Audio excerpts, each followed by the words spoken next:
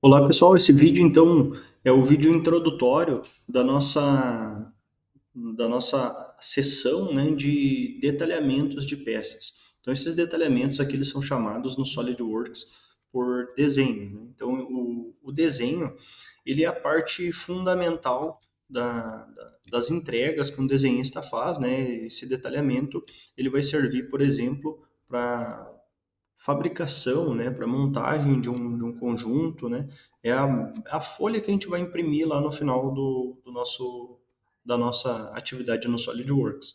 Então essa folha ela precisa conter as principais informações referentes à peça ou ao conjunto de peças que a gente desenhou, né? Então aqui a gente desenha, aqui a gente monta e aqui a gente faz o detalhamento. Isso aqui é de fato aquilo que a gente vai entregar fisicamente, né, lá para o operador fazer a fabricação de uma peça, por exemplo. Então a gente vai clicar aqui em desenho e dar um OK. Aqui a gente já vai ter então as opções de tamanho de folha. Então, lembrando que a 4 é uma folha padrão, né? Geralmente é utilizada por aí. A 3 é uma folha um pouco maior para desenhos grandes e montagens, né? Se utiliza esse formato A3.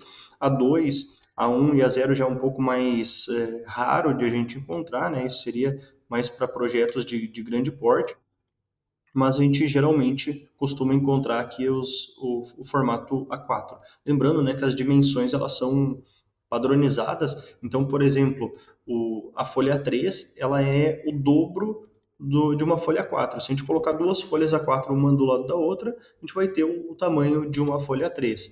A mesma coisa vale para A2, que seria duas folhas A3, uma do lado da outra, e assim sucessivamente. Então aqui a gente vai selecionar, por exemplo, né, o tamanho da folha 4, vamos dar um OK. Aqui a gente pode então procurar um arquivo. Então, por exemplo, se eu quero fazer o detalhamento de uma peça, eu já posso procurar o arquivo do modelo tridimensional dela e eu já posso selecionar aqui a vista, né, ou as vistas que eu vou utilizar para fazer o detalhamento, a cotagem dessa peça. Então aqui mostra aqui em orientação, né, vai mostrar para a gente algumas possibilidades. Se a gente deixar o mouse parado em cima desse ícone, ele explica para nós o que significa cada um dos ícones, né? Então, por exemplo, a primeira sugestão do software é que a gente selecione a vista frontal, né? Então, já vem pré-selecionado a vista frontal da peça. Aqui em cima, por exemplo, né, se a gente deixa parado o cursor do mouse em cima desse ícone, ele mostra que a parte de cima da frontal seria superior, a parte de baixo seria inferior, né, e assim sucessivamente ele vai mostrando para nós o que significa cada um dos ícones. Então aqui essa seria a vista frontal da peça. Quando eu seleciono, né, aquele ícone aqui em cima da folha, ele já trouxe a vista frontal da peça, e quando eu arrasto para o lado, ó, perceba que ele já está trazendo outras vistas dessa peça. Então, dependendo de como eu arrastar o mouse, ele vai trazendo outras possibilidades de orientação dessa peça. Então, aqui, por exemplo, né, eu já poderia selecionar outras vistas padrão, mas uma observação pertinente é que o software ele é pré-configurado, né, em uma norma diferente da ABNT, né? Então essa norma ela vai trabalhar com o primeiro diedro, com o terceiro diedro, tá? Então a gente precisa fazer a alteração. Por quê? Perceba que essa vista aqui que eu tô colocando abaixo da vista frontal, ela não é o que teoricamente, né, deveria ser aqui a vista que fica abaixo da frontal, para a nossa norma da BNT, seria a vista superior. No entanto, percebam aqui que ela está mostrando a vista inferior da peça.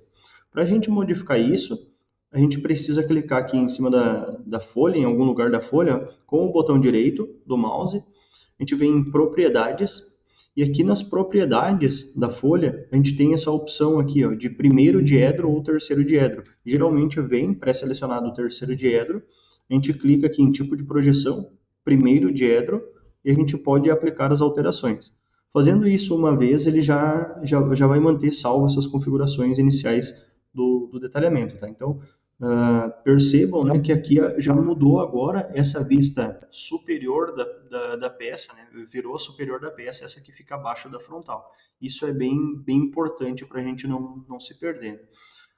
Um jeito mais gambiarra de fazer isso seria a gente usar essa vista projetada. Eu posso colocar a vista nessa posição e depois eu arrasto ela aqui para baixo, por exemplo, né? É um jeito errado de fazer, mas que funciona também. Então aqui selecionei essas três vistas. Percebam uma coisa importante, né? Para quem já trabalhou com o desenho técnico sabe, né? Que quando a gente pega essa peça aqui, por exemplo, e a gente vira ela para enxergar a lateral esquerda, esse corte aqui ele fica escondido, mas ele precisa ser representado. E percebam que aqui nessa vista lateral esquerda ele não está sendo representado. Então, isso a gente precisa configurar também aqui na página, tá? Então, para fazer isso, eu posso dar um clique aqui na minha vista principal e aqui onde diz estilo de exibição, eu clico aqui, ó, tem esse padrão é linhas ocultas removidas. A gente clica aqui onde diz linhas ocultas visíveis.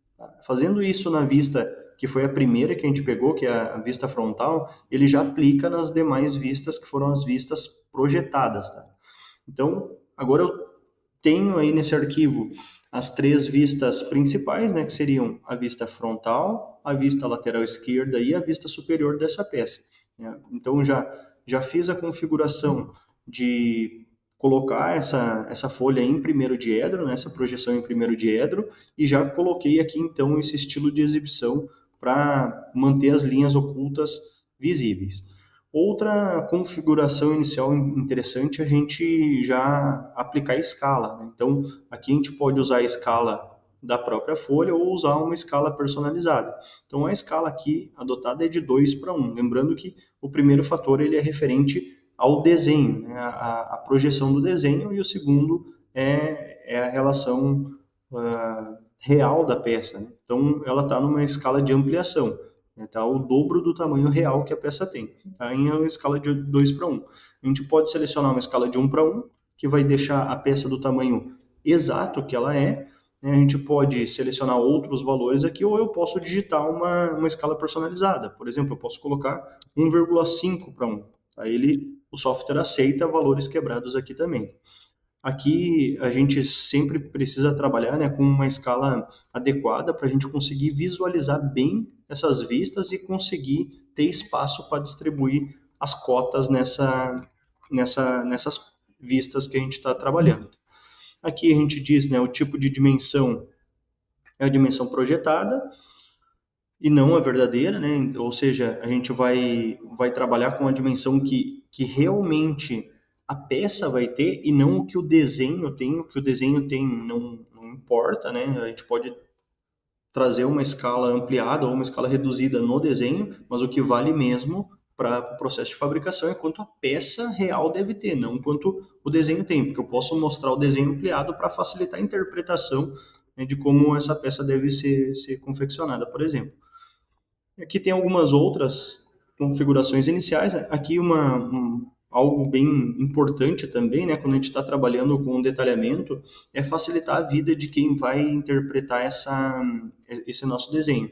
Então é bem interessante a gente usar também uma vista projetada da peça na isométrica, tá? Então aqui, para isso, a gente pode selecionar a vista frontal, selecionei lá em vista projetada, e eu arrasto aqui para esse lado, ó, eu arrasto o mouse, dou um clique e aí eu posso colocar essa peça aqui, né, essa vista isométrica, eu posso colocar ela em algum cantinho aqui da minha folha, posso colocar ela um pouco menor para não ocupar tanto espaço, né? Posso colocar aqui, por exemplo, uma escala de 1,5:1, por exemplo, né, para ficar um pouquinho menor do que as outras.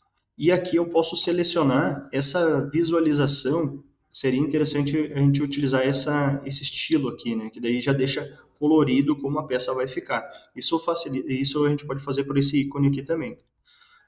Isso facilita muito a interpretação de quem vai precisar fabricar essa peça. E aí, essas são as principais configurações iniciais para a gente começar a fazer o detalhamento. No próximo vídeo eu já vou explicar um pouquinho mais sobre como a gente faz a distribuição das cotas, que é o mais importante. Então, nesse vídeo seria isso. Valeu, pessoal!